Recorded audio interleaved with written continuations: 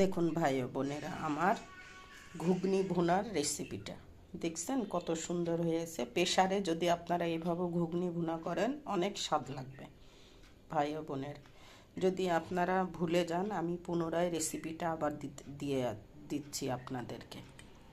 প্রথমে আপনি প্রেসারে বুট দিয়ে দিবেন, সাথে কাঁচামরিচ, পেঁয়াজ, আদা রসুন বাটা, হলুদ মরিচ, জিরা ধুনা, লবণ, যত যা আছে সব একসঙ্গে দিয়ে প্রেসারে সিদ্ধ দিয়ে দিবেন। সিদ্ধ হয়ে আসলে তখন সয়াবিন তেলও দিবেন।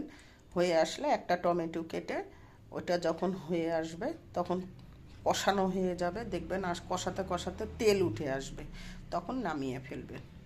দেখুন আমার ঘুগনি ভুনা কেমন হয়েছে। যদি ভাই ও বোনের আমার ঘুগনি ভুনাটা আপনাদের ভালো লেগে থাকে একটা লাইক কমেন্ট শেয়ার করে দেবেন।